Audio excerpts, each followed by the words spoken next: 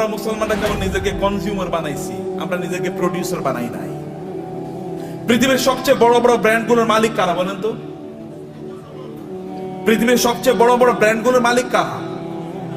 সব মুসলমান। আপনি যদি লিভার ব্রাদার্স এর কথা বলেন তাহলে কি? আপনি যদি অ্যাপলস এর কথা বলেন, এমনকি অ্যামাজন, এটা তো একটা মার্কেটিং প্লেস, অথবা আলিবাবা, এগুলো সব মুসলমানরা তৈরি করছে, মানে অমুসলমানরা। সবকিছু, সকল ব্র্যান্ডের মালিক তারা। তাহলে আমরা কি করলাম? আমরা কেবল খাই, ঘুমাই আর টয়লেটে যাই, এর বাইরে কোনো কাজ নাই। এখন তো টয়লেটে যাওয়ার জন্য, আগে তো অন্তত আপনি টয়লেটে যাওয়ার জন্য বাসার বাইরে যাওয়া লাগতো, এখন তো বাসার বাইরে না, একেবারে বিছানার সাথে টয়লেট। কয়েকদিন পরে এমন টয়লেট বের হবে যে আপনি যেখানে শুইতেছেন ওইখানে টয়লেটের ব্যবস্থা হয়ে যাবে, বাইরে আর আপনার যাওয়ার দরকার নাই। কি প্যাথেটিক জীবন ব্যবস্থা! মুসলমানদের তো এটা করার কথা ছিল না। আল্লাহ তাআলা আপনাকে নির্দেশ করেছেন, ফাইযা কুদিয়াতিস সালাতু ফান্তাশিরু ফিল আরদি ওয়াবতাগু মিন ফাদলিল্লাহ। নামাজ শেষ মসজিদে বসে থাকা যাবে না। ওমর রাদিয়াল্লাহু তাআলার যুগে একদল যুবক নামাজের পর মসজিদে বসেছিলেন। ওমর লাঠি এনে তাদেরকে পিটাচ্ছেন, এখানে বসে আছো কেন? বলে, আমরা এখানে এমনি বসে আছি, আল্লাহ জিকির করছি। তোমাদের আয় ইনকাম করা লাগবে না? ব্যবসা বাণিজ্য, চাকরি বাকরি করা লাগবে না? আল্লাহ আমাদেরকে খাওয়াবে। আসমান থেকে আল্লাহ কবি রিজিক নাজিল করছে, আসমান থেকে আল্লাহ বৃষ্টি নাজিল করে। বৃষ্টিকে জমিনের ফসলের জমিতে নিয়ে তারপরে ফসল উৎপাদন করা লাগে, তোমাকে সেটা করতে হবে। লাঠি নিয়ে এসে তাদেরকে পিটিয়ে বের করে দিয়েছে, যাও চাষাবাদ করো, ফসল উৎপাদন করো, চাকরি বাকরি করো, ব্যবসা বাণিজ্য করো, এটাই তোমাদের কাজ। আল্লাহ সুবহানাহু ওয়া তাআলা কোরআনে সূরাতুল মুজাম্মিলে দুই ধরনের লোকের কথা বলেছেন। দুই ধরনের লোক তারা যুদ্ধে লিপ্ত আছে। এক ধরনের লোক তারা আল্লাহর রাস্তায় জিহাদ করছে, আল্লাহর দ্বীনকে প্রতিষ্ঠা করার জন্য। আরেক দল লোক তারা টাকা পয়সা ইনকাম করার জন্য যুদ্ধ করছে। কারণ টাকা পয়সা যদি না থাকতে, তাহলে মসজিদ নির্মাণ করবেন কোত্থেকে, মাদ্রাসা নির্মাণ করবেন কোত্থেকে, আর যারা যুদ্ধ করবে তাদের জন্য অস্ত্র কিনবেন কোত্থেকে? করার জন্য you need some people who will support these people. আপনি একদল লোক যারা এই সাপোর্ট দেবে আপনাকে, তাদের অর্থ থাকা লাগবে। এবং এই কারণে আল্লাহ তাআলা বলেছেন, ওয়াইদু লাহুম মাসতাতা'তু মিন কুওয়াতিন ওয়া মির রিবাতিল খায়ল। আল্লাহ তাআলা তার রাসূলকে বললেন, আপনি বলে দেন ওরা যেন ঘোড়ার আস্তাবল তৈরি করে, ওরা যেন ঘোড়া প্রোডাকশন জন্য হাউস তৈরি করে। ঘোড়া প্রোডাকশন হাউস তৈরি করতে হলে কি কি লাগবে আপনি জানেন? আপনাকে ফার্ম তৈরি করতে হবে, ঘোড়ার ফার্ম। ঘোড়ার ফার্মে লাগে কি? ঘোড়ার ফার্মে লাগবে, তাহলে ঘোড়াকে প্রজনন করার জন্য একটা পদ্ধতি লাগবে, রিপ্রোডাকশন প্রসেস লাগবে, এবং ডাক্তার লাগবে, কারণ এখানে বিভিন্ন ধরনের রোগ তৈরি হবে, রোগের চিকিৎসা করার জন্য। আবার এগুলো কি খাবারের জন্য ব্যবস্থা লাগবে, এগুলো খাবার আসবে কোত্থেকে? আরেকটা ইন্ডাস্ট্রি তৈরি হবে, যখন এখন ফিশ ইন্ডাস্ট্রি তৈরি হবে। আবার এগুলোকে বিক্রি করার জন্য বাজার তৈরি হবে, মার্কেট প্লেস, বিশাল মার্কেট প্লেস। এবং সেখানে আবার কি ক্রেতা লাগবে, বিক্রেতা লাগবে। সেখানে আপনার ট্রেডার লাগবে, যারা ট্রেডিং করবেন এরকম লোকেরা লাগবে, যারা উৎপাদন করবে তারা লাগবে। আবার এদেরকে লালন পালন করার জন্য এই ঘোড়াগুলো একদল প্রশিক্ষিত লোক লাগবে, যারা সার্ভিসম্যান, যারা সার্ভিস দেবেন। আবার এদেরকে মার্কেটে নিয়ে যাওয়ার জন্য একদল আপনার এজেন্ট লাগবে, অথবা আপনার যেমন এখানে এজেন্সি নিয়ে আপনার কাজ করছেন, এরকম আলাদা কিছু লোকেরা লাগবে যারা এগুলো নিয়ে যাবে এবং এগুলো তারা মার্কেট প্লেসে ব্যবহার করবে। ফলে আপনি যখনই আল্লাহ তাআলা বলেছেন যে আপনি ঘোড়ার আস্তাবল তৈরি করেন, ফার্ম তৈরি করেন, ফার্ম তৈরি করা মানে হচ্ছে বিশাল ইন্ডাস্ট্রি তৈরি করা। এবং এই ইন্ডাস্ট্রির কথা মুসলমানরা বুঝেছেন। প্রায় 1200 বছর জুড়ে, রাসূলের আগমনের পর থেকে শুরু করে 1200 বছর জুড়ে গোটা পৃথিবীর সকল প্রায় ইন্ডাস্ট্রির মালিক ছিল মুসলমানরা। অধিকাংশ ব্র্যান্ডের মালিক ছিল মুসলমানরা। কিন্তু আমরা যখন এই ব্র্যান্ড থেকে বের হয়ে গেলাম, যখন আমরা মনে করলাম আমরা ওই যে বৈরাগী জীবন যাপন করলাম, খ্রিস্টানদের মতো বৈরাগী জীবন যাপন করা শুরু করে দিলাম। না, আমি মাওলানা সাহেব, আমি ইমাম সাহেব, আমি কেবল আজান দেবো, আমারে যা পয়সা লোকেরা যা দান সাদাকা করে, এই দান সাদাকা খায় আমি বাঁচবো, এইরকম মানসিকতা যখন আমাদের তৈরি হয়ে গেল, আমি যাকাত খাবো, এইরকম মানসিকতা যখন তৈরি হয়ে গেল, তখন আমাদের কাছ থেকে চলে গিয়েছে অন্যদের কাছে নেতৃত্ব। পৃথিবী তারাই নেতৃত্ব প্রদান করে যাদের হাতে টাকা থাকে, এটা মনে রাখবেন। যাদের হাতে অর্থ থাকে তারাই পৃথিবী নিয়ন্ত্রণ করে। আমেরিকা কেন সুপার পাওয়ার? তাকে কেন ব্রিটিশরা সুপার পাওয়ার ছিল? কেন ফ্রান্স সুপার পাওয়ার? কেন ইউরোপ সুপার পাওয়ার? অথবা কেন এখন চায়না সুপার পাওয়ার হয়ে যাচ্ছে? কেন ইন্ডিয়া সুপার পাওয়ার হয়ে যাচ্ছে? আমরা কেন হতে পারছি না? It is only because we don't possess money, property. সম্পদ আমাদের কাছে নাই, টাকা আমাদের কাছে নাই। আমরা ভিক্ষা করলে ওদের কাছে ভিক্ষা করা লাগে। বাংলাদেশের উন্নয়নের জন্য টাকা আসে কোত্থেকে? আমেরিকা থেকে, ইউএস থেকে, অথবা ইউএসএইড দেবে, ইউএন দেবে, অথবা ওয়ার্ল্ড ব্যাংক দেবে ইত্যাদি। ওগুলো কি আমাদের কি দেয়? সাদাকাই তো দেয়। জাকাত মানে জাকাত হয়তো বা তারা দেয় না, তারা সাদাকা দেয়, তারা চ্যারিটি করে, তারা দান করে আমাদেরকে। আর দান করা হাত, এই হাতই গোটা পৃথিবী নিয়ন্ত্রণ করবে। যে হাত দান গ্রহণ করে, এই হাত পৃথিবী কোনোদিন নিয়ন্ত্রণ করতে পারে না। আল্লাহ সুবহানাহু ওয়া তাআলা কোরআনে উল্লেখ করেছেন যে আমরা যেন আকিমুস সালাতা আতুজ যাকাতা, নামাজ পড়ো, যাকাত খাও। বুঝেন না আপনারা এখনো? আল্লাহ কি বলেছেন? নামাজ পড়ো, যাকাত খাও, নাকি? কেন বুঝেন না? কথা বলছেন না কেন? আপনার এতগুলো লোক, কোনো আওয়াজ নাই। নামাজ পড়ো, যাকাত খাও। নামাজ পড়ো, তোর যাকাত কবে দেবেন আপনি? আপনাকে যাকাত দেওয়ার মতো সম্পদের মালিক হওয়া লাগবে। আল্লাহ বলেছেন প্যারালাল। আপনি নামাজ পড়তেছেন, যাকাত দিতেছেন, আপনি তো পূর্ণ মুসলমানই হন না এখন। যাকাত দেওয়ার মতো প্রপার্টি অর্জন করতে হবে। কেন আপনি বসে থাকেন? আপনার অলসতা। আল্লাহ রাসূল আল্লাহর কাছে দোয়া করেছেন, আল্লাহুম্মা ইন্নী আউযু বিকা মিনাল হাম্মি ওয়াল হাযান ওয়া মিনাল আজজি ওয়াল কাসাল। হে আল্লাহ, আমি অক্ষম অথবা অলস, এই দুটো থেকে আল্লাহর কাছে তিনি আশ্রয় চেয়েছেন। আমি অক্ষম যে আমি আয় ইনকাম করতে পারি, আমি অলস, আমি ইনকাম করার জন্য বাস রাস্তায় বের হই না, আমি বাজারে যাই না, আমি মানে প্রোডাকশন হাউস তৈরি করি না, অথবা আমি ট্রেডিং সেন্টার তৈরি করি না, আমি বৈশা থাকি আর খাই, এবং আমি তোমার কাছে মান্না সালওয়ার জন্য দোয়া করি, তুমি আমার জন্য মান্না সালওয়া পাঠাইও। এইরকম যেন আমি না হই। আমি যেন অ্যাক্টিভলি এঙ্গেজ থাকি সমাজে, আমি যেন কাজ করি সমাজে। আপনার নবী কি করেছেন? নবী হওয়ার আগেও তিনি বিজনেস করেছেন, নবী হওয়ার পরেও তিনি বিজনেস করেছেন। সাহাবায়ে কেরামদের মধ্যে দেখেন, আবু বকর রাদিয়াল্লাহু তাআলা যখন তিনি খলিফা হিসেবে তাকে নির্ধারণ করা হয়, তিনাকে খলিফা তৈরি করা হয়, তিনি যাচ্ছেন মাথায় কাপড়ের পুটলি নিয়ে, তিনি বাজারে যাচ্ছেন। ওমর বলেন, আপনি যাচ্ছেন কই? বলে, বাজারে যাচ্ছে, আমার সংসার চলা লাগবে না? তিনি খলিফা। এখন প্রেসিডেন্ট যদি অথবা প্রাইম মিনিস্টার যদি ব্যবসা করে, আপনারা বলবেন এ তো এদিকে ব্যবসা করে। কেন প্রাইম মিনিস্টার ব্যবসা করবে না? কেন প্রেসিডেন্ট কেন ব্যবসা করবে না? মন্ত্রী কেন ব্যবসা করবে না? করবে। ব্যবসা তো আমাদেরই করা উচিত, কারণ আমরা inherently by born, by virtue of our identity, আমরা মুসলিম হওয়ার কারণে, কোরআনের ধারক এবং বাহক হওয়ার কারণে আমাদেরকে বিজনেস করা লাগবে। আমাদেরকে সম্পদ উপার্জনের করার জন্য আমাদেরকে এই পদ্ধতি আবিষ্কার করা লাগবে আমাদেরকে, সম্মানিত ভাইরা। কিন্তু এটা হলো একটা দিক। কিন্তু এই সম্পদ যেন আমাকে কারণের মতো না বানিয়ে ফেলায়। সম্পদ যেন কি না করে, কারণে যদি, তাহলে এক নম্বর কথা হচ্ছে আপনি নামাজও পড়বেন না, জাকাতও দেবেন। এখন থেকে আপনাকে সিদ্ধান্ত নিতে হবে যে এই রমাদান থেকে আপনি জাকাত দিতে পারবেন, এরকম চেষ্টা আপনি শুরু করবেন ইনশাআল্লাহ। নাকি বলেন? ভাই, আপনার এলাকায় আপনি সবচেয়ে বড় ধনী হন, সমস্যা কি? সম্পদ উপার্জন করা কি হারাম নাকি? সম্পদ উপার্জন করা হারাম? নো, সম্পদ উপার্জন করা তো ফরজ। ইনকাম করা ফরজ, ইনকাম করা ফরজ। ইসলাম প্রচারে সবচেয়ে বেশি অবদান কার ছিল? আবু বকর। আবু বকরের চেয়ে মক্কায় ধনী কে ছিল? ইসলাম প্রচারের ক্ষেত্রে সবচেয়ে বেশি অবদান ছিল খাদিজাতুল কুবরা রাদিয়াল্লাহু তাআলা আনহা। খাদিজাতুল কুবরার চেয়ে মক্কায় ধনী নারী কে ছিল? ইসলাম প্রচারের ক্ষেত্রে, ইসলাম প্রতিষ্ঠার ক্ষেত্রে ওসমান ইবনে আফফান রাদিয়াল্লাহু তাআলা সবচেয়ে বেশি অবদান ছিল। এখনো আরবে, সৌদি আরবে, এখনো মদিনাতে ওসমান ইবনে আফফানের নামে এখনো ওইরকম বাগান আছে, যে বাগান থেকে এখনো যে উৎপাদন, এগুলো এখনো দিনের কাজে লাগে, এখনো চ্যারিটি হিসেবে সারা পৃথিবীতে সেগুলো টাকা পৌঁছে যায়। এখন যে মক্কায় যে ক্লক টাওয়ার আপনারা দেখেন, এটা কিন্তু সাদাকা, এটা কিন্তু ওয়াকফের। এখানকার টাকা যা ইনকাম, এগুলো কিন্তু মানব কল্যাণ। আপনাদের দেশে হয়তো বা এখানকার কল্যাণের টাকা চলে আসে।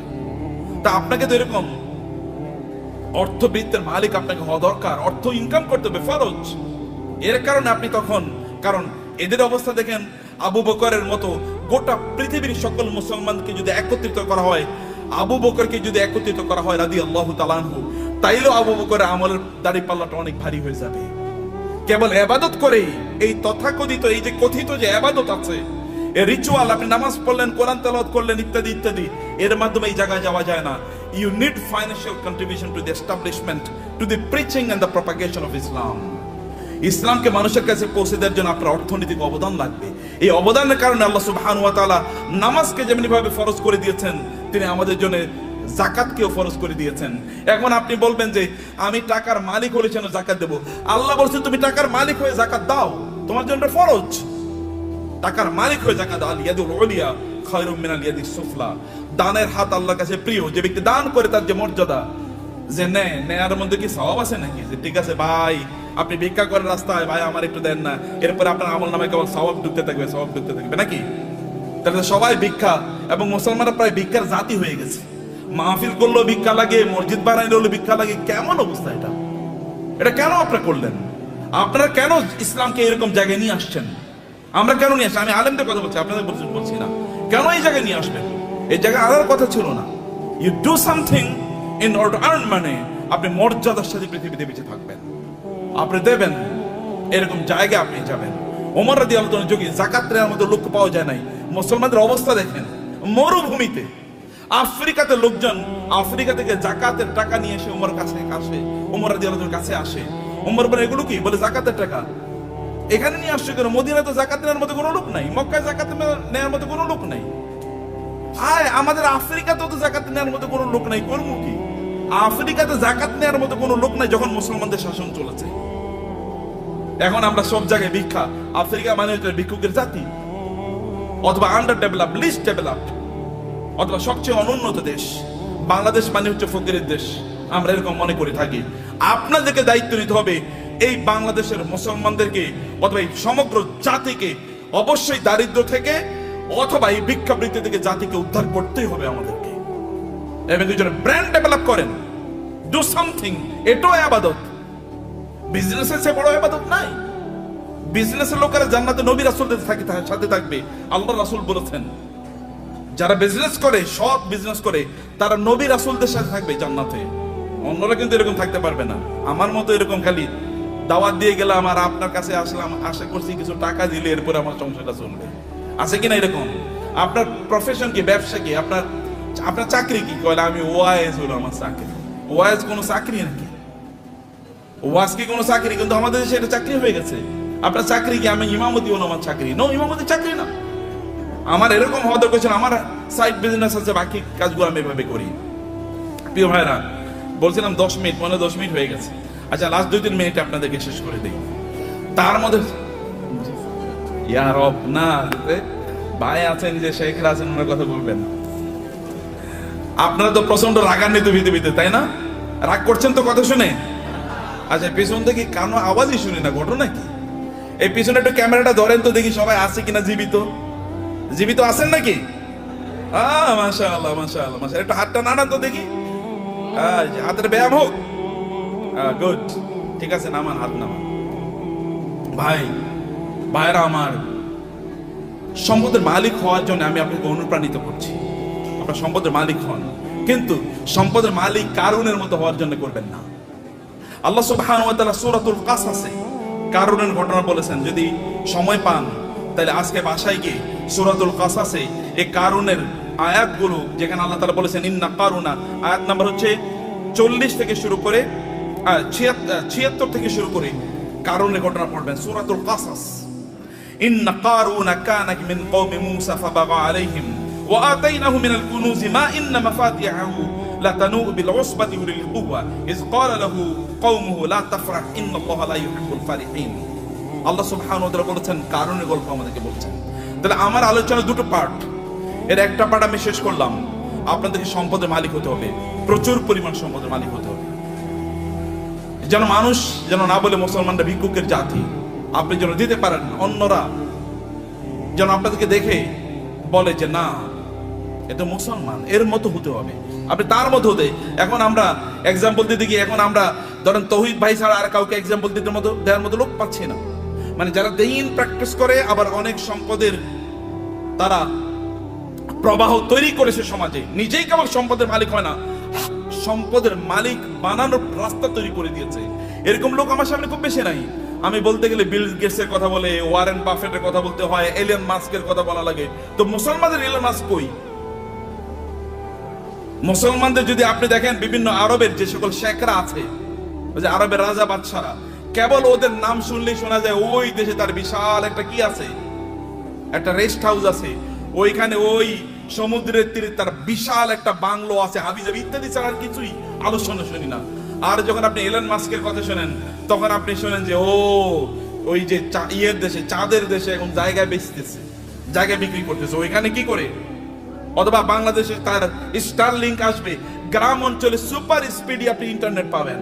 অথবা টেসলার মাধ্যমে এমন গাড়ি তৈরি করছে ওখানে কোনো কি লাগবে না, ড্রাইভার লাগবে না, এরকম একটা কথা বলেন তো আপনি মুসলমানদের। এটা কেমন জাতি? 300 কোটি মুসলমান বলা হয়, অথবা কমপক্ষে তো 200 কোটি। গোটা পৃথিবীতে মানুষ 800 কোটি, এর মধ্যে প্রায় 250 কোটি মুসলমান। 250 কোটি মুসলমান একটা টেসলার মতো জিনিস তৈরি করতে পারলো না, একটা আইফোনের মতো প্রোডাক্ট তার নাই। অথবা তার একটা কি, এই যে আমরা ইয়ের গাড়ি কি বলে, কিসের গাড়ি, এই যে মানে আমরা আমাদের বাংলাদেশে এটা এটা কি যে কি গাড়ি জানো, এটা আপনার মানে এক্স করোলা, মানে করোলা টাইপের একটা গাড়িও তো বানাইতে পারেন আপনি। বলেন তো একটা ব্র্যান্ডের নাম বলেন তো মুসলমানদের গাড়ির, একটা হুন্ডার নাম বলেন তো, একটা সাইকেলের নামই বলেন। আরে সাইকেলের নাম তো বহুত পরের কথা। এই যে সাইকেলের যে শিখ ব্যবহার, ওগুলো কি বলে? হ্যাঁ, শিখ বলে না? এরকম বানাইছে মুসলমানরা, দেখেন তো। এটাও তো চায়না থেকে আপনার আনা লাগে। তাহলে কি আমরা কি বানাইছি, করছি? কেবল খাও দাও ফুর্তি করো, দুনিয়াটা মস্ত বড়, এরকম টাইপ ছাড়া কোনো কিছু নাই। খাও ঘুমাও এবং সিনেমা দেখো আর ফেসবুক টিপাও। যে ফেসবুক বানাইছে ওর নিজেরও অ্যাকাউন্ট হয়তো বা নাই, কিন্তু আপনি এটা নিয়ে সারাদিন রাত ব্যস্ত আছেন। ও যে ইউটিউব বানাইছে ওইটা ব্যবসায়ী হাউস তার, এখান থেকে সে বিলিয়নস অফ ডলার্স ইনকাম করে নিচ্ছে, কিন্তু আপনি ওইটাই দেখেন এবং আপনি বলেন পাগলের সুখ মনে মানে আপনি, আমি কত সুখী, সারা রাত বেরা সিনেমা দেখতেছি, মজা কারে বলে? Stupid lifestyle. নো, আল্লাহ আপনাকে এই জন্য তৈরি করেন নাই, হিউজ প্রোডাক্টিভিটি তৈরি করেছেন এবং আল্লাহর মার্সি আপনার উপর আছে। আল্লাহ সুবহানাহু ওয়া তাআলা আপনাকে সেরকম ক্যারিশমা দিয়ে তৈরি করেছেন এবং এই কারণে আপনার এলাকায় আপনি সবচেয়ে বেশি সম্পদের মালিক হন এবং এর মাধ্যমে আপনি ওই এলাকাটাকে উন্নয়নের কাজ করেন। ওইখানে এমন কোন মসজিদ না থাকুক যে মসজিদে আপনার কন্ট্রিবিউশন নাই, এমন কোন মাদ্রাসা না থাকুক যেখানে আপনার কন্ট্রিবিউশন নাই, এমন কোন দিনই কাজ না থাকুক যেখানে আপনার কন্ট্রিবিউশন নাই। লোকেরা যখন চিন্তা করবে আমরা এখানে একটা দিনই কাজ করতে চাই, তখন সবার আগে আপনার নাম মনে পড়বে, অমুকের কাছে যাই। যেমনি ভাবে লোকেরা কোনো দিনই কাজ করলে, রাসূলের কোনো দিনই কাজের প্রশ্ন দেখা দিলে তার সবার আগে মনে পড়তো কার নাম? আবু বকরের নাম। আবু বকর নাম মনে পড়তো, অথবা ওসমান নাম মনে পড়তো, কারণ কেউ তাদেরকে সুপারসিড করতে পারতো না। সম্মানিত ভাইয়েরা এবং বোনেরা, সে কারণে পজিটিভলি অ্যাক্টিভলি সময় কাটান। মনে রাখবেন প্রত্যেকটা সেকেন্ডের জন্য আল্লাহকে জবাবদিহি করতে হবে। আল্লাহর কাছে আপনাকে জবাবদিহি করতে হবে প্রত্যেকটা সেকেন্ডের জন্য। ওয়াল আসরি ইন্নাল ইনসানা লাফি খুসর, মানুষ সৃষ্টিগতভাবে বিপদের মধ্যে আছে। ইন্নাল ইনসানা লাফি খুসর, তবে ইল্লাল্লাযিনা আমানু ওয়া আমিলুস সালিহাত, যারা ঈমান এনেছে, ঈমান আনার উপর ভালো কাজ করছে। যাকাত যদি ইসলামের তৃতীয় স্তম্ভ হয়, আমরা বলি নামাজ রোজা, নামাজ রোজা, আল্লাহ বলছেন নামাজ যাকাত, নামাজ যাকাত, নাকি আমরা কি বলি? নামাজ রোজা, কিন্তু আল্লাহ কি বলেছেন? নামাজ যাকাত। নাম কেন দুটোকে একসাথে বলেছেন? এই দুটোকে একসাথে আপনাকে যদি আপনি করতে পারেন, তাইলে তো আপনি ইসলামের 5টা স্তম্ভ আপনি পালন করলেন। আপনি 5টা স্তম্ভ কয়জন পালন করছেন এর মধ্যে? আপনি বলেন কেন 5টা স্তম্ভ আপনি পালন করলেন না? এই 5টা স্তম্ভের উপর তো ঘর নির্ভর করে, এই গোটা ইসলাম নির্ভর করছে 5টা স্তম্ভের উপর। আপনি কেন হজ করতে পারলেন না? আপনি কেন যাকাত দিতে পারলেন না? এই দুটো তো ইসলামের স্তম্ভ। আপনি কেমন নামাজ পড়িয়ে তেলে জান্নাতুল ফেরদাউসে চলে যেতে পারবেন নাকি? নো, অসম্ভব। সবগুলো একসাথে করে আপনি এমন একটা বিল্ডিং বানালেন একটা ইয়ের উপর, পিলারের উপর। এই বিল্ডিং কি পৃথিবীর সবচেয়ে স্থায়ী বিল্ডিং হবে? পিলার একটা মাত্র, যে কোনো সময় ধসে পড়ে যেতে পারে। শুধু নামাজের উপর নির্ভর করলেন, যে কোনো সময় ধসে পড়ে যেতে পারে। অতএব সবগুলোর উপর আপনার দিনকে প্রতিষ্ঠিত করা লাগবে। বুনিয়াল ইসলাম আলা খামসিন, শাহাদাতি আল্লাহ ইলাহা ইল্লাল্লাহ থেকে ওয়া হাজ্জিল বাইতি মান ইসতাতা ইলাইহি সাবিলা। সামর্থ্য অর্জন করা লাগবে আপনার, এবং অন্যরা আপনাকে দেখে শিখুক যে না এইরকম জীবন যাপন করা লাগে। অন্যরা আপনাকে দেখুক এরকম জীবন যাপন। কিন্তু আপনি সম্পদ উপার্জন করার একমাত্র কারণ যেন না হয় কারুন টাইপের জীবন যাপন করা। কারুন টাইপের জীবন যাপন করা কি? আল্লাহ সুবহানাহু বলেছেন ইন্না কারুনা কানা মিন কওমি মূসা ফাবাগা আলাইহিম। কারুন ছিল মূসা আলাইহিস সালামের তার বংশের লোক, অর্থাৎ বনি ইসরাইলের লোক। কিন্তু এই বনি ইসরাইলের উপরে সে জুলুম অত্যাচার করা শুরু করে দিয়েছে। যেমন আমাদের দেশে দেখবেন, আমাদের দেশে লোকেরা ব্যবসা করতেছে কিন্তু টাকা পাচার করতেছে অন্য দেশে। আছে কিনা এরকম? বুঝেন না আপনারা? ব্যবসা করতেছে এই দেশের মানুষের, কিন্তু টাকা পাচার করতেছে আরেক দেশে। আরেক দেশের ব্যাংকে গিয়ে তার সকল টাকা খুঁজে পাওয়া যায়। এর চেয়ে বড় জালিম আল্লাহর জমিনে আর হতে পারে না। কারণ আপনি যেখানে ইনকাম করেছেন ওই অঞ্চলের মানুষের হক আছে আপনার উপর। কারণ তাদেরকে দিয়ে আপনি ইনকাম করেছেন, তাদের উন্নয়নের জন্য আপনাকে কাজ করা লাগবে। ফেরাউন মানে কারণই টাইপ এরকম যে কারণ এরকম করেছে, কিন্তু সেই লোকজনের উপর সে জুলুম এবং অত্যাচার চালিয়ে দিল। এবং তার কি পরিমাণ সম্পদ ছিল, আল্লাহ তাআলা বলেছেন যে ওয়াতাইনাহু মিনাল কুনুজি মা ইন্না মাফাতিহাহু লাতানু বিল উসবাতি উলিল কুওয়া, যে তার এত সম্পদ আল্লাহ তাআলা তাকে দিয়েছেন, সে কিন্তু গরিব একটা জাতির একজন, গরিব জাতি মানে হচ্ছে বনি ইসরাইল। বনি ইসরাইল কিন্তু কৃতদাস, ফেরাউন তাদেরকে কৃতদাস বানিয়ে রেখেছিল, তাদেরই একজন, কিন্তু প্রচুর পরিমাণ সম্পদের মালিক হয়েছে। সম্পদের মালিক হয়েছে এদের মাঝে ব্যবসা করার কারণেই, ব্যবসা করার মাধ্যমে। কিন্তু এবং তার এত পরিমাণ সম্পদ যে তার সম্পদগুলো সোনা দানা এগুলো যেই সিন্ধুকে রাখতো, ওই সিন্ধুকগুলোর চাবি বহন করার জন্য একটা বিশাল গ্রুপ অফ পিপল লাগতো। কি পরিমাণ তাদের সিন্ধুক ছিল, কি পরিমাণ সম্পদ ছিল তার। এরকম সম্পদ এর মালিক হওয়ার পরে তিনি এরপরে তিনি কি করেছেন, তিনি প্রচন্ড অহংকারী জীবন যাপন করতেন, আনন্দ ফুর্তি নিয়ে ব্যস্ত থাকতেন। ভালো করে শুনুন, আপনাদের গল্প বলছি। আনন্দ ফুর্তি কি, অনেক টাকা। অতএব আজকে ফ্যামিলি সহ চিন্তা করতো আজকে আমরা কক্সবাজারের ট্যুরে যাব। ওকে, কক্সবাজারের ট্যুর শেষ, মজা শেষ, ওইখানে আনন্দ ফুর্তি করে আগামীকাল আমরা সাজেকে যাব, সাজেকের মজা শেষ সিলেটে যাব, সিলেটের মজা শেষ সিঙ্গাপুরে যাব, সিঙ্গাপুরের মজা শেষ আমেরিকা যাব, না এরপরে কানাডাতে যাব। একটার পর একটা কেবল ঘুরে বেড়াচ্ছে, আনন্দ ফুর্তি করছে, আর ফেসবুকে পোস্ট দিচ্ছে আলহামদুলিল্লাহ আমি খুব ভালো আছি।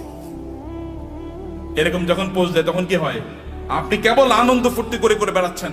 এবং এই সবচেয়ে সুন্দর সিনেমা কোনটা এসছে, চলো সিনেফ্লেক্সে আমরা গিয়ে সিনেমা দেখে আসবো। সিনেফ্লেক্সে ঢোকার আগে এরকম একটা বিশাল বড় ফেসবুকে একটা পোস্ট দিয়ে বললো এখন মাত্র সিনেফ্লেক্সে আমি ঢুকতেছি সিনেমা দেখার জন্য। মানুষের দেখাচ্ছে তার প্রচুর পরিমাণ সম্পদ এবং বিশাল গাড়ি হাঁকিয়ে যখন তিনি গ্রামে যান, ওইখানে উইন্ডো খোলেন না, অথবা তার এলাকায় যখন যান তখন তিনি মহা অহংকারী, কেউ তার কাছেও আসতে পারে না। অনেক পরিমাণ সম্পদ আর আছে, এটা কেবলমাত্র নিজের ভোগ বিলাসের জন্য তিনি ব্যবহার করছেন এবং ব্যয় করছেন। কেবল নিজের ভোগ ছাড়া অন্য কোনো কিছু নাই, তার নিজের। কারণ সে নিজে মনে করে যে আমি ইনকাম করেছি, আমি নিজেই ভোগ করব। এবং কারণ কিন্তু একই কাজ করেছে। কারণকে তার সম্প্রদায়ের লোকেরা বলেছে তুমি এত অহংকার করো না, তুমি এত আনন্দ ফুর্তি নিয়ে ব্যস্ত থেকো না, তুমি যিনি তোমাকে সম্পদ দিয়েছেন তার প্রতি কিছু কৃতজ্ঞ থাকো। ওয়াবতাগি ফীমা আতাকাল্লাহু দারাল আখিরাহ, আল্লাহ তোমাকে যে সম্পদ দিয়েছেন এই সম্পদকে ব্যবহার করে আখিরাত অর্জন করো, অর্থাৎ জান্নাত অর্জন করো। সম্পদ ব্যবহার করে অধিকাংশ লোকই জান্নাত অর্জন করে না, জাহান্নাম অর্জন করে। বলেন তো অধিকাংশ লোকের কি অবস্থা, জাহান্নাম। কিন্তু তাসমিয়া কসমেটিক্স আপনারা যারা আছেন, সম্পদকে উপার্জন করে জাহান্নাম অর্জন করবেন না আপনারা ইনশাআল্লাহ। কারণ আপনাদের সামনে আল্লাহর রহমতে এমন একজন লিডিং এক্সাম্পল আছেন। আমি তাওহীদ ভাইয়ের কথা আরো বলি, এত বেশি কাজ করেন তিনি দিনই, এটা আপনারা হয়তো বা জানেন না, আমি কিছু জানি। দ্য আইস মানে টিপ অফ দ্য আইসবার্গ, মানে বিশাল বড় অথবা পাথর আপনার কি বলে আপনার এই যে সামান্য একটু হয়তো আমি জানি, তার চেয়ে বেশি আমি জানি না। বরফের বিশাল খণ্ডের সামান্য একটু আমি জানি, এক ড্রপস অফ ওয়াটার, অথবা তার চেয়ে বেশি করে আল্লাহ তাআলা কবুল করে নেন। আমি বেশি প্রশংসা করতে চাই না, আপনাদেরকে বলতে চাই প্রিয় ভাইরা, আপনাদেরকে যে কথাটা বলতে চাই আপনারা শুনুন। সম্পদ উপার্জন করেছেন কেবল নিজের জন্য না। যখন কারণকে বলা হলো তুমি এরকম অহংকার করো কেন, তখন সে বলে আমার সম্পদ আমার নিজের যোগ্যতা আমি অর্জন করেছি, উপার্জন করেছি, আমি অহংকার করব না, আমি আনন্দ ফুর্তি করব না। আমার তো থাকবে গাড়ি একটা না, গাড়ি 10টা থাকবে। এবং আপনি মানে খাবেন হচ্ছে এতটুকু, কিন্তু আপনি 10 জনের খাবার আপনি নষ্ট করবেন। আপনার লাগবে একটা, কিন্তু আপনি 10টা ব্যবহার করছেন।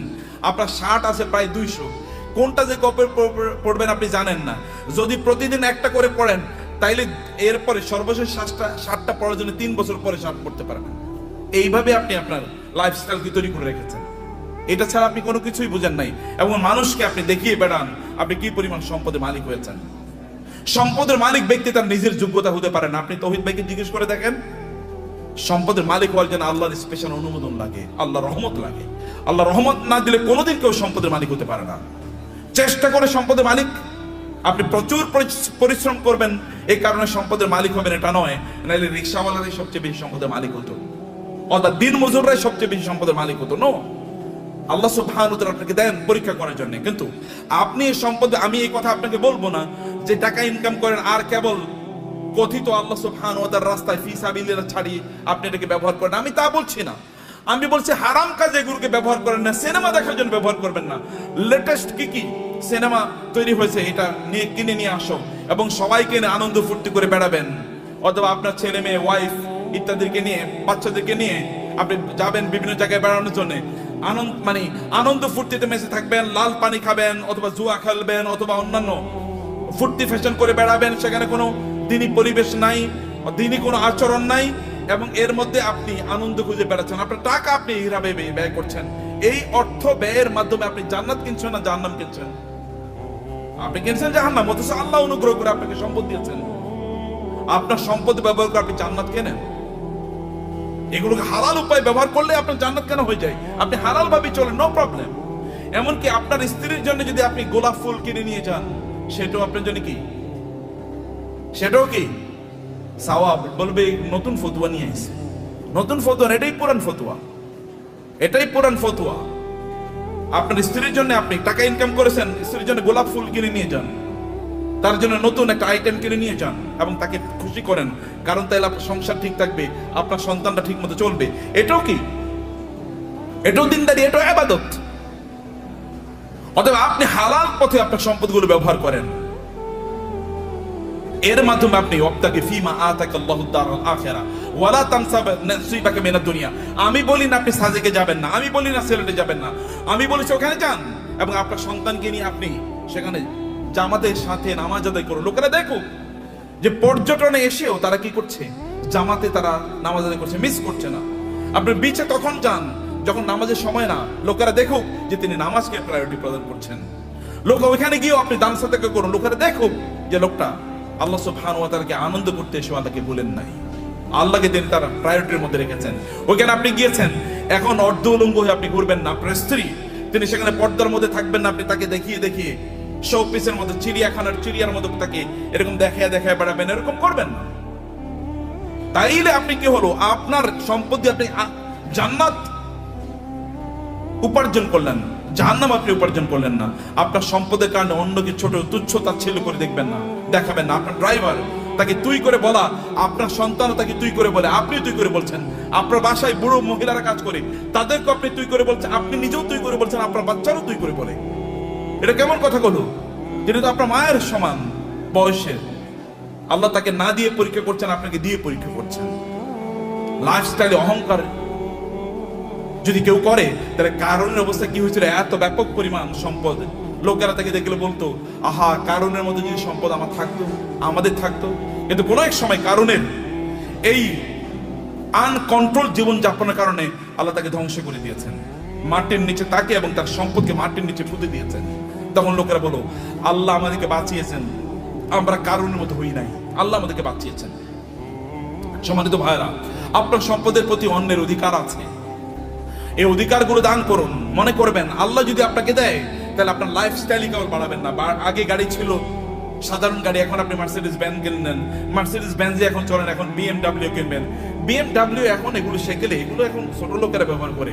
এখন আপনার একটা প্রাইভেট জেট লাগবে, এখন আপনার প্রাইভেট জেটেও চলে না, এখন আপনার কি লাগবে? এখন আর আপনি বাংলাদেশ থাকেন, এখন আপনি ধরেন কোথাও আপনি এই দেশে এরকম ছোট দেশে মানুষ থাকে নাকি? এখন আপনি অন্য দেশে চলে গেছেন, এখানে আপনি আসেনও না, এখানকার মানুষের প্রতি আপনার কোনো দায়ও নাই, দায়িত্ব নাই। এখানকার টাকা পয়সা লুট করে, ব্যাংকের টাকা লুট করে এবার আপনি অন্য দেশে গিয়ে পালিয়ে চলে গেছেন।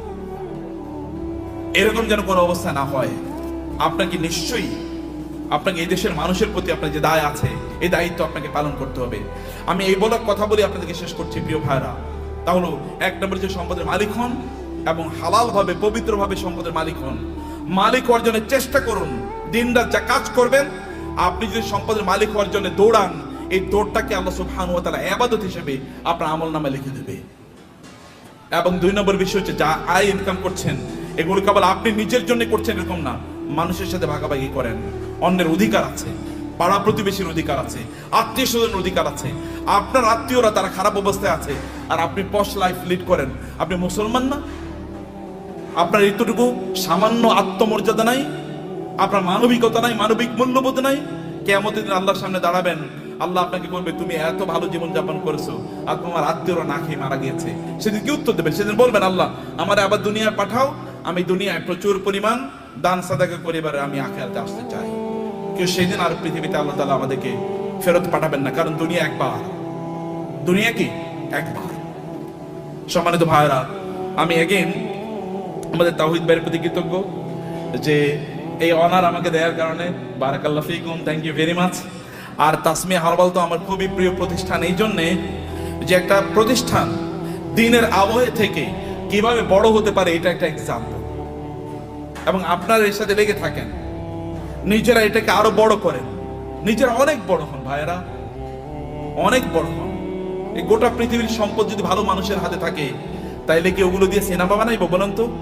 আচ্ছা, আমাদের তৌহিদ ভাই কি ওনার টাকা দিয়ে সিনেমা বানাইবো কোনোদিন? নাটক বানাবে? এলজিবিটি কে প্রমোট করবে? অশ্লীলতাকে প্রমোট করবে? কোনো কিছু করবে না। হলে ভালো কাজে চলবে, অথবা এই যে আপনাদের জন্য ব্যয় হবে, অথবা দেশের উন্নয়নে সেটা কাজে লাগবে। এরকম মানুষের হাতে সম্পদ থাকা উচিত, এবং আপনি নিজকে ওরকম একজন রোল মডেল তৈরি করেন, এরকম একজন মানুষের পরে। এটা কিন্তু আল্লাহর নির্দেশ। আমি কিন্তু আল্লাহর কথাগুলো আপনাকে বলে গেছি আমার ভাষায়। আল্লাহর ভাষায় তো আমি বলতে পারবো না, আমার ভাষায় আল্লাহর কথাগুলো আপনাদের ব্যাখ্যা করলাম। হে আল্লাহ, তুমি এই আয়োজনটাকে কবুল করে নাও, আজকের এই কনফারেন্সকে কবুল করে নাও, এই তাসমিয়া হারবালকে তুমি কবুল করে নাও আল্লাহ, এবং এটাকে বাংলাদেশের লিডিং বিজনেস হাউস হিসেবে কবুল করে নাও আল্লাহ। আল্লাহ, এখানে যারা এর সাথে সম্পৃক্ত আছেন বিভিন্ন ভাবে, আল্লাহ সবাইকে তুমি কবুল করে নাও আল্লাহ, এবং সবার ব্যবসার মধ্যে তুমি বারাকা দান করো আল্লাহ। আর এরা সবাই যেন অন্যদের জন্য রোল মডেল হতে পারে, অন্যদের জন্য আদর্শ হতে পারে আল্লাহ। সবাইকে তুমি সেই স্ট্রেংথ এবং স্ট্যামিনা দান করো আল্লাহ। আমাদের সবাইকে আমাদের সম্পদ দিয়ে যেন আমরা আখিরাতে তোমার কাছে যেন একটা ঘর বানাতে পারি আল্লাহ।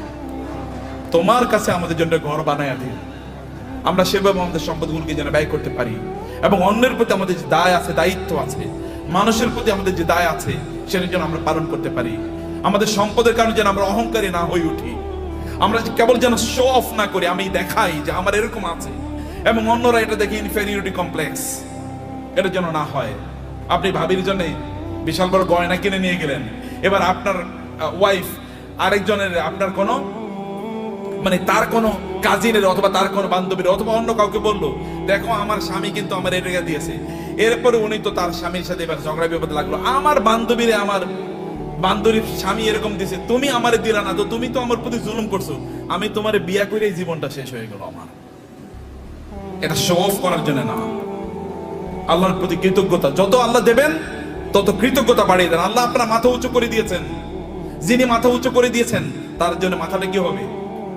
অবনত হবে, সেজদায় বেশি লুটিয়ে পড়তে হবে, তাইলে তিনি আপনার মাথাকে উঁচু করে দেবেন। থ্যাংক ইউ ভেরি মাচ, জাযাকুমুল্লাহ খায়র। আল্লাহ সুবহানাহু ওয়া তাআলা আমাদের সবাইকে অনেক অনেক কল্যাণ দান করুন, আল্লাহুম্মা আমিন। হাযা ওয়া সাল্লাল্লাহু সুবহানাহু ওয়া তাআলা নবিয়ানা মুহাম্মদ ওয়া আলিহি ওয়া সাহবিহি আজমাইন। সুবহানাকাল্লাহুম্মা ওয়া বিহামদিক, আশহাদু আল্লা ইলাহা ইল্লা আনতা আস্তাগফিরুকা ওয়া আতুবু ইলাইক। ওয়াসসালামু আলাইকুম ওয়া রাহমাতুল্লাহি ওয়া বারাকাতুহু।